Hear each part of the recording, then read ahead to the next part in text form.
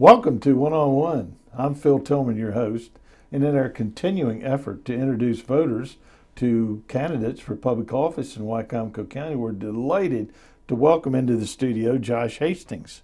Thank you. And Josh, you are a candidate for County Council District what? District 3. District 3. Yeah, currently held by Councilwoman Barkovich, Gail Bart, who's retiring. Oh, okay. Yeah. Well, that helps us a little bit know. Tell us about District 3. I guess there's been some reconfiguration there, too. And Yeah, it's been drawn up again, but it's basically, it includes Fruitland and goes along the Somerset County to Worcester County border and comes up into Salisbury, closer to the Ward Museum, and then kind of goes along south of Route 50 all the way to the Worcester County border. Includes Powellville and other areas that are in there. yeah. So it's yeah. kind of the east side. Yeah, I'm a West Side guy. I'm from Mardella. So, Oh, are you? Yeah, so it was good to be able to now be in another other part of the county, which they're similar, similar areas as far as heavy ag and just enough area outside of the county. But I love it being out there. Good, yeah. good. Well, tell us a little bit about your background so we know who Josh Hastings is. Sure. Other than the fact you're from Mardella.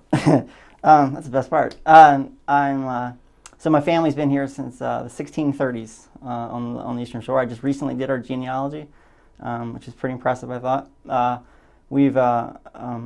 Currently I do land use policy for a living, but I'm educated here, locally here. My family, we had the very first certified organic farm in the state. We did poultry. We also grew in Mardella. So I do currently for a living. I do a lot of rural policy work. I work for Eastern Shore Land Conservancy. We do agricultural support work, and I also serve on the Rural Maryland Council. I'm the chairman of the legislative committee, and so it's kind of a scattering there. I guess I'm in the process of trying to finish painstakingly finish my grad school, which has been going on for years, and I hopefully won't take on too many other years. But master's in public policy at University of Maryland, Baltimore County. Okay. So I have that 2-hour and 2-minute drive all the way to UMBC one way and then back. Wow. Now, where do you work? Mainly in the Lower Shore? I mean, where is the Land Conservancy office? Well, our main office is based. I worked in Cambridge. Our main office is based in Queenstown. Oh, okay. And we have a third office also with former Congressman Wayne Gilchrist. He staffs in Kent County. And oh, okay. So we do a lot. So is Wayne Gilchrist part of the Land Conservancy? Yeah, he has another. He does more of the kind of environmental education, ecology kind of work. Wow, I didn't know that. Yeah, he's such a great guy. He's fantastic. Yeah, very well thought of. Yeah, We interviewed him at least 3 times when he was congressman, right here in this studio. Oh, very good. I was always impressed with the directness of his answers. It was almost like he was still a school teacher or something. Yes. So, yeah, and that's what he does now. He has a lot of school kids come in, and he teaches them about trying to get more of our shore children to be able to understand the area that they live and how the agriculture and the environment kind of play together. And as part of our larger environmental literacy standards that the state, I guess, put in a couple years ago to officially move forward with. So. Well, Josh, did Jake Day work in a similar? Yep, he was Jake. We all worked together. It was no kidding. Yeah, it's a great. Jake's a fantastic individual. Also, he ran our Center for Towns program, and what we basically do, kind of projects where we try to make towns more revitalized due to kind of projects. So just like what Jake's doing nowadays with trying to get downtown revitalization, we take everything from historic structures and try to put the right resources within them. Currently, my organization we're building it's a $7.6 million project. We're building a office complex, office area, I guess, in Easton, and that's going to house environmental groups as well as agricultural groups, and we're going to put them together. But this is an effort that we've had to dive into a lot of state policy work to try to restore 2 buildings that are one's 150 years old, the other's about 90 years old. And it's been a hurdle to try to take these historic buildings and get the right resources in there so that we can revitalize them. And that's something, we're going to see in Wycomico County as well as as across the state. There's a lot of a focus on trying to continue to put the growth back into the urban corridor area. But you have so many historic buildings, old buildings that are very, that have a lot of challenges within them to bring them up to code, to get them, to make them workable again. Yeah, yeah. And, so. Well, it seems to me your background would be, it's almost a logical step, as it was with Jake, Yep. To go into local politics. Yeah. Josh, what do you think some of the major issues are facing Wycomico County and the city of Salisbury, for Sure. that matter? The big part you mentioned, the city of Salisbury, that's the downtown revitalization. I'm glad to be able to see that finally taking hold, and especially in the last year and a half. And all of those years of having urban Salisbury and other kind of efforts that didn't quite pan out the way that we thought they were. Now we have a new youth that's basically trying to do. We're putting our money where our mouth is. A lot of us are choosing to, who have grown up here, are choosing to stay here. And Jake and I are the same age, as well as many other. There's about 5 of us that are all 31 years old or 32, and but certainly the downtown revitalization, that's a big area, and I'm glad to be able to see that happening. That the more growth that we can have in our urban area takes the pressures off of the farmland for development, and which makes it a lot easier for my job and what I have to hear. Right. But the bigger issues there, education, I think, is without a doubt. I've seen. The education system that I saw 15 years ago when I was graduating high school is much different in the county than it is nowadays. And I think our teachers and our support Different staff, better or different worse? I think Just different. Different. I mean, there's a lot of programs that have been cut, and I think there's a lot of resources that have been moved around. And my twin sister and my brother are both Wycomico teachers, and I think they as well as my best friend, my treasurer, and many others, they've all tried to do the best they can with the funding that we have. Programs like Beyond the Limits or other programs that were put together. I spoke to one teacher, and he basically said you could see the difference from when Beyond the Limits was in its heyday, from when to when it was basically cut out. The difference in personalities in the children and their ability to be able to handle certain conflicts and to be able to believe in themselves. And I think that's been exacerbated. That realm there, given the rise of the internet. When I graduated 15 years ago, it was less than 50% of the population had access to the internet at their homes. And so now you have a new age of children that are facing a lot of issues, with social media, and that's being, a lot of that's being brought back into the classroom, unfortunately. And there's a lot of children that you see now with that don't know how to deal with some of the social pressures, and I think that's an area that we're probably going to need to continue to focus on. Where do your brother and sister teach? My brother's he went back, actually got a job at Mardella, where he's teaching business at Mardella, and then my twin sister Steph, she's teaching art at Parkside. Wow. Yep.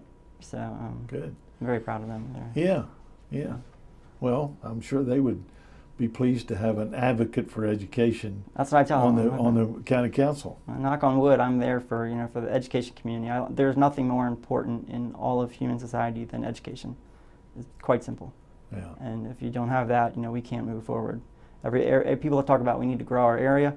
Well, we need to grow in the right way, and then part of that's mentally. We need to be able to take the next step and make sure that we're putting out the highest quality people that we can possibly put out, and not write off a certain percentage of our population. Many of them, don't graduate. I don't know what our current percentage rate is of graduation rate, but it's still staggeringly, it's pretty high. And if you do not have a high school education as the bare minimum, your chances of doing well in life are greatly diminished. Yes. And you're going to have to be taken care of by a government program, probably in many ways in the future. And that's an area where we could save is by investing in education. Well, those of our local students who get a good education and excel in education and then go on and get a degree, how can we create an atmosphere here where they want to do what you did and Jake Day did and others and your brother and sister and stay here in Wycomico County? How can we create what can we do? Well, I think we're greatly advantaged in one way and disadvantaged in another. First of all, I should say that I recently, as of this past week, had a friend who became highly educated, finished law school, and couldn't find a job in Baltimore. So many people moved to Baltimore, and then so what she did, moved back to Wycomico County. So I was very happy to see that. But it's all about quality of life, and same thing I heard when I've put on conferences that deal with with business individuals and why are we attracting business here to the shore, and what is the biggest driver of that. So many of the business owners weren't from the area, but they choose to be here for a multitude of reasons. But the number one of all of those is the first thing they look at is the school system, and and the quality of life, and the great part about I could speak on a larger macro level, but basically the great part is now that we have access to high-speed internet in many of our areas, our urban areas. We still don't have across much of the county. There's still areas where we still need help, but we can do our jobs, from remotely so there's a lot of people that are choosing to be able to do their work and do their jobs remotely and live in an area that has high quality life, and then have access to, if I want to go hunting, I want to go fishing, or I want to go surfing is what I love to do, or having those right here in our county, that's a huge asset, and I can't speak enough about that. So I think continuing to increase the things that make us unique and special. My great-great-uncle was Mayor Raleigh Hastings, mayor of Salisbury. And, I knew Raleigh Hastings. Very good. I never knew him. I did. Yeah. Didn't grow up. Yeah. Well, he was one of those folks that also helped put together. We just celebrated as of last weekend the 60th anniversary, I believe it was, of the zoo, and he was one of those individuals that was a part of it. The more that we have those kinds of efforts where we have a downtown, a beautiful downtown that touches the park and the zoo. We have a world-class zoo, and I mean, those are the kind of things that make you that make you proud to be here. Shorebirds, another great group. Yeah. So. Well, there is definitely a very recognizable new energy in Salisbury.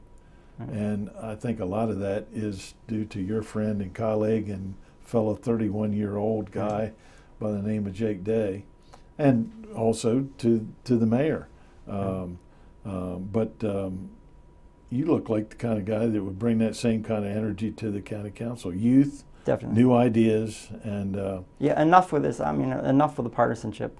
I think in many ways, I think that's going to be the core piece. All of us who are around that same age of 31, 32, there's a lot of us all that chose to stay here, and I didn't think was going to happen. But many of them either been showing up the last couple of years or becoming stepping up. But all of us are moderates. All of us are people that don't care about the whatever blabbers happening on TV about the left or the right. It's about trying to make a better place for our area, and it's great to see. I am unbelievably inspired by my friends who are also stepping up in many ways, and we're going to continue. We're not going to stop. We're going to continue to grow even more of them. I'm going to continue to do everything I can to help out to make sure that the right people are stepping up in the right way. Yeah. We have, we're on the campus of the Salisbury University, so this was one of the first places that the high-speed internet became available. NASA, right straight through here, but I bet you there's a big part of your district that doesn't have access to the high speed. Yes, and that's one. That continues as for my position with the Rural Maryland Council.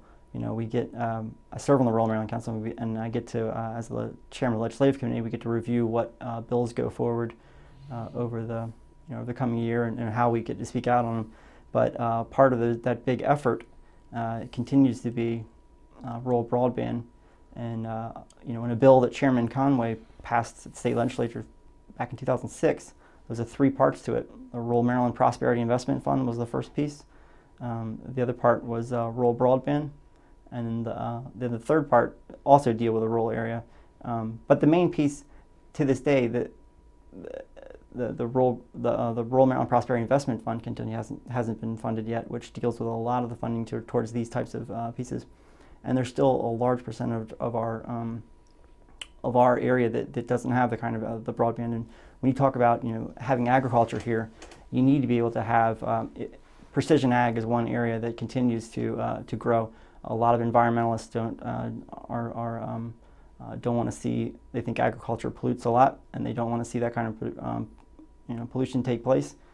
With precision ag, that's one area where you're using technology to be able to put on the precise amount of nutrients or of chemicals or other kind of pieces.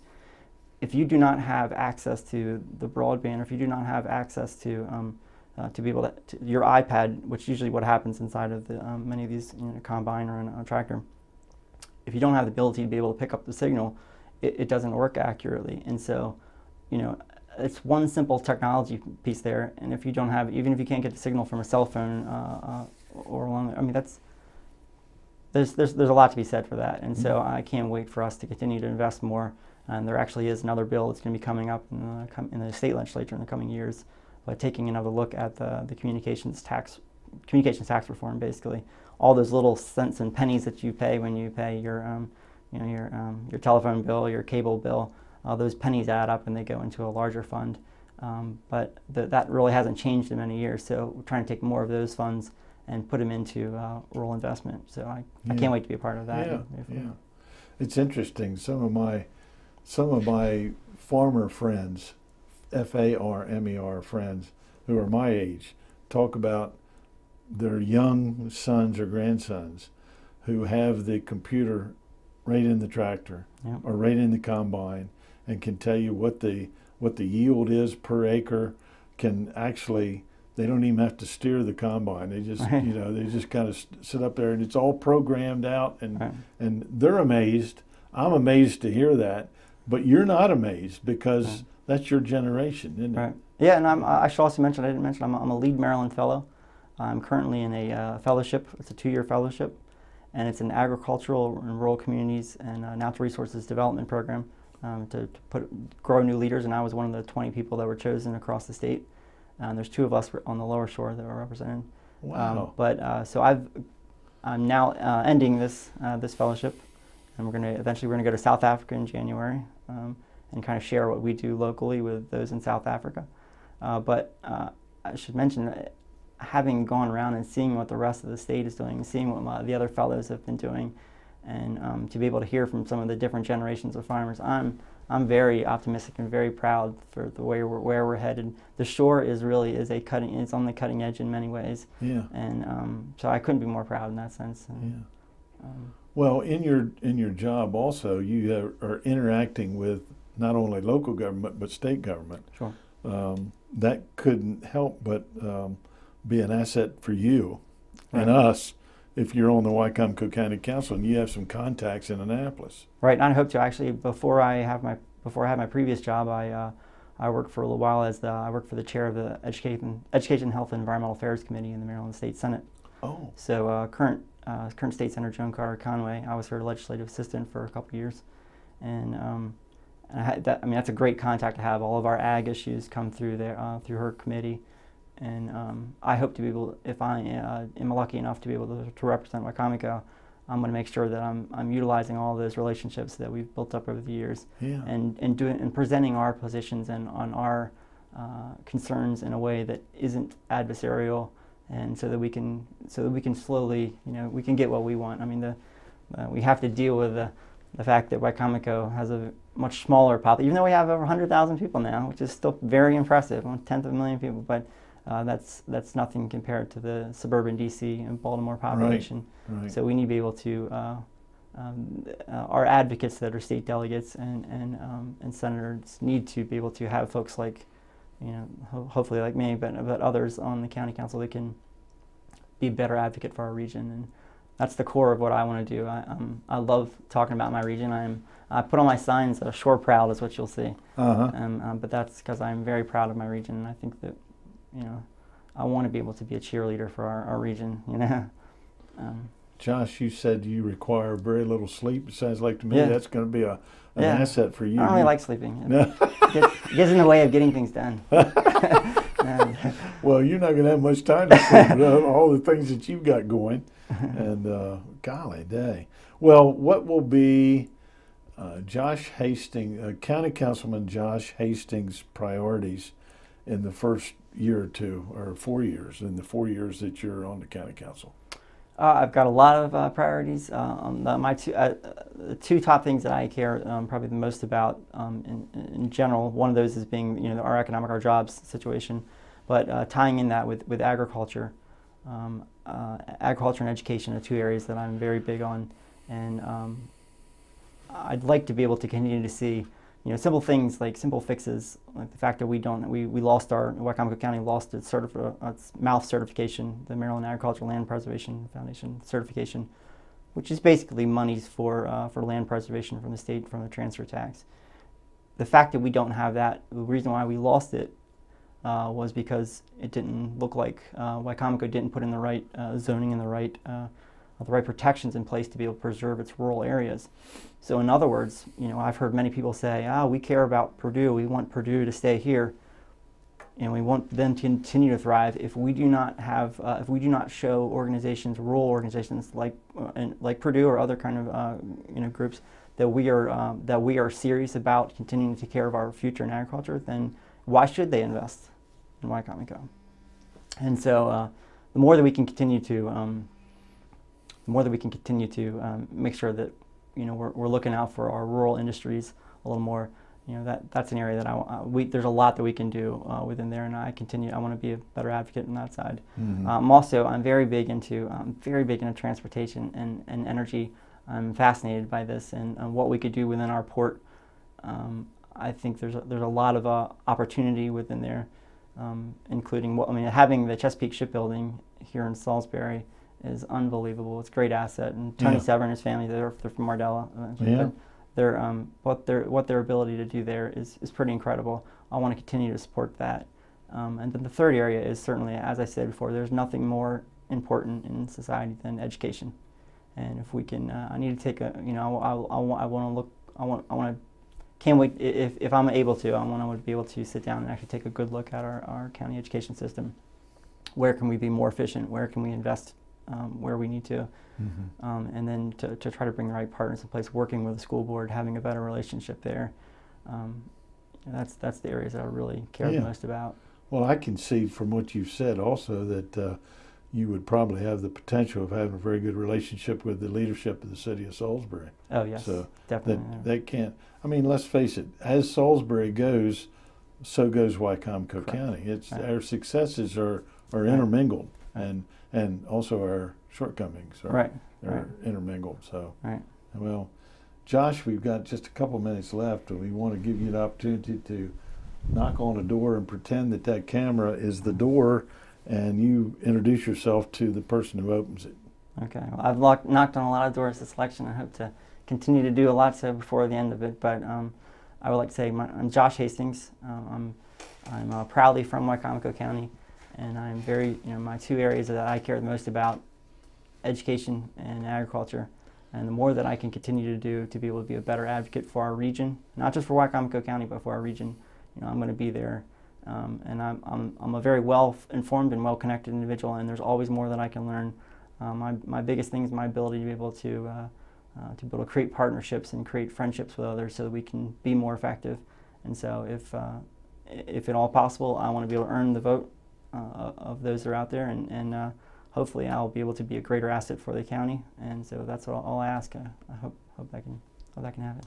Well, Josh, it's very encouraging to me to see someone your age and your ability who's decided to stick with us here in Wicomico County, and also willing to serve on the Wicomico County Council. So good luck to you. I appreciate it. This is just the beginning. We're gonna do a lot more. This is our area. We need to take care of it. So I'm looking forward to being a part of that situation. Great. I couldn't agree with you more. Thank you. And even though we're a different age group, probably 2 generations removed, but anyway, thank you for doing what you're doing. Thank you very much for having me. Right. Yeah. And thank you for being with us also right here on PAC 14.